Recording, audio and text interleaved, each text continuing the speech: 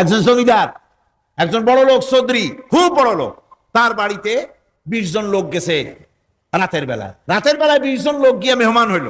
মেহমান হইয়া তারা বলতেছে, সাহেব আমরা তো মেহমান, আমি একজন এক এক রকমের খাবার চাইলো। একজনে বললো আমি হরিণ খাবো, আর একজনে কয় আমি মুরগি খাবো, আর একজনে বললো আমি খরগোশ খাবো, আর একজনে বললো আমি হাতি খাবো, আর একজনে বললো আমি ছাগল খাবো। 20 জন মানুষে 20 রকমের খাবার চাইলো। একজনে কয় বোয়াল মাছ খাবো, আর একজনে কয় রুই মাছ খাবো। 20 জনে 20 রকমের খাবার দাবি করলো। বলেন জমিদার তো বাড়ির ধারে, জমিদারের বাপ, সেও কি পারবে 20 জনকে 20 রকমের খাবার পরিবেশন করতে?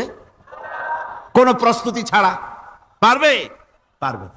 কোন প্রস্তুতি ছাড়া, কোন প্রস্তুতি ছাড়া জমিদার হোক রাজা বাদশাহ হোক 20 জন মানুষের খাবার 20 রকমের দিতে পারে না।